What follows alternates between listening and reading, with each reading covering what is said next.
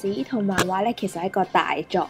60話完咗之後咧，因為實在太受歡迎啦，所以咧就出咗好多嘅番外版啦。除此之外，仲有 BL 嘅 drama CD 啦，有真人化嘅唔知電影定電視劇。佢好睇在就係好多對 CP， 而每一對 CP 咧都係一條故事線啦，而每一條故事線都係咁平均咁好睇嘅。主要都係因為佢哋內容好虐心啊。咁佢故事咧就係講一班嘅言靈師同埋紙人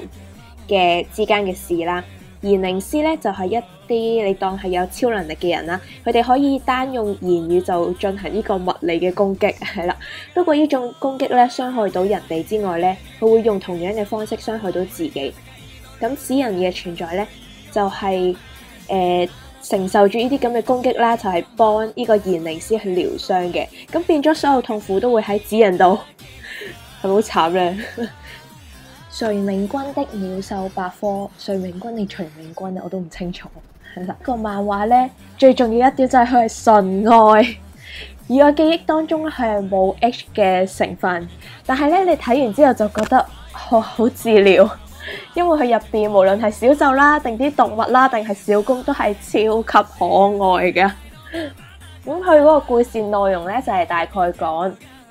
一個小公啦，就一直默默咁樣支持，默默咁樣照顧住呢個好識同動物溝通，有少少電波少年嘅小獸。不過佢嘅賣點都係純愛，純愛得嚟咧，你又會繼續追落去睇喎。Yoso 話 Yoso， 越知話越知。咁呢部因為出現太多譯名，所以就攞個日文名嚟講一講啦。對於部嘅內容主要係講大叔啊，係講呢個小獸咧，因為屋企嘅問題咧，就搬到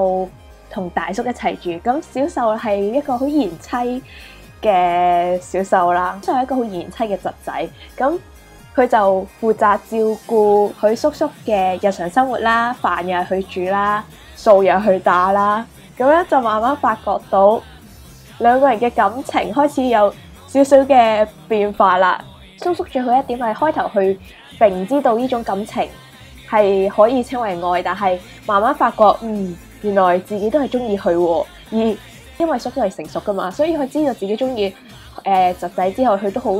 咁佢都好直接同坦白咁樣承認咗我係中意你咁。同埋喺當中嘅劇情咧，因為侄仔始終係處於呢個青少年嘅狀態啊，好多時佢都好迷茫啊，對呢個愛情嘅感覺。咁佢就想問佢叔叔，但係又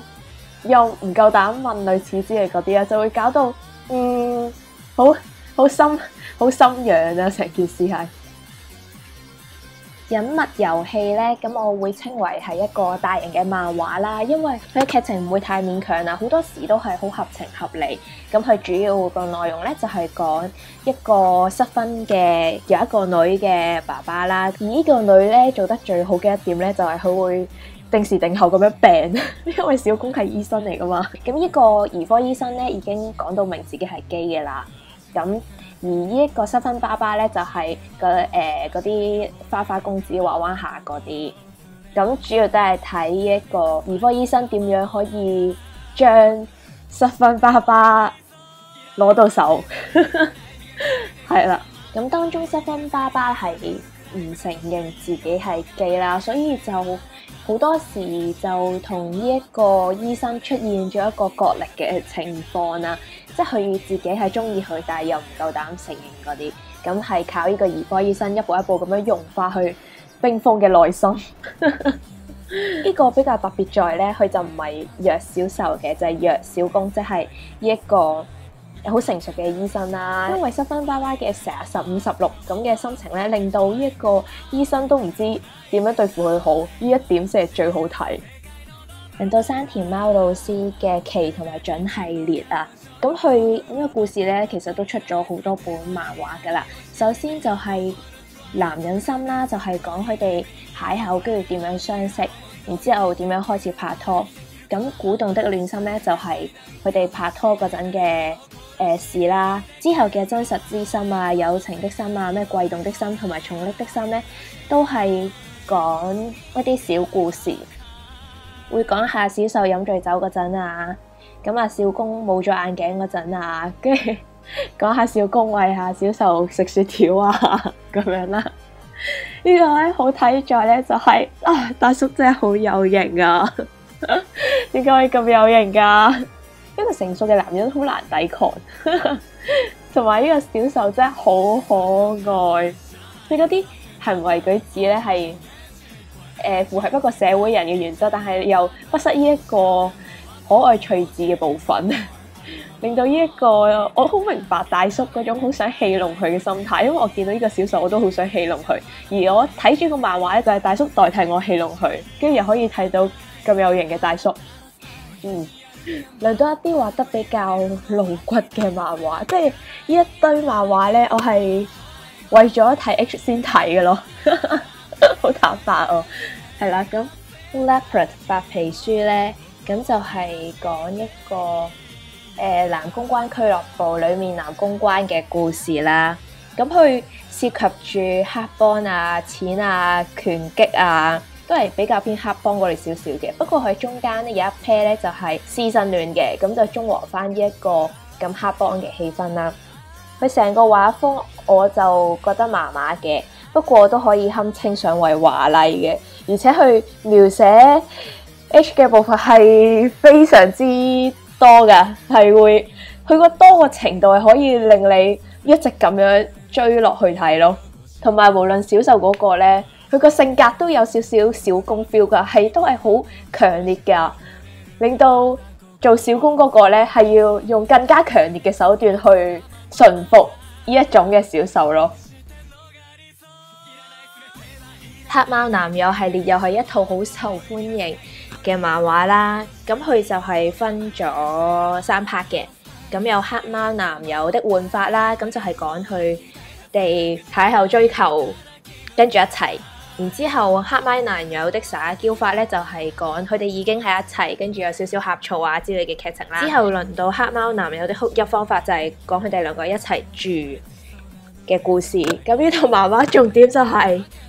都係好 H 嘅，咁而且佢嘅畫風係非常之細膩，亦都好唯美嘅，係啦。咁除咗呢3部之外咧，咁仲有一本合字叫做《Dear Press Heaven》嘅第8期咧，咁第一篇咧同埋封面咧都係黑貓男友呢個故事嘅。BL 漫畫介紹第一回就差唔多啦，只不過咧我仲想講多一套漫畫，呢套漫畫係我覺得真係好可惜㗎，就係呢個愛欲天堂啦。咁愛欲天堂咧佢得5話，但係好明顯係好倉促咁樣結尾，開頭佢開得非常之靚，而且佢係小受一個好追夢、好中意賽車嘅小受，因為冇錢而將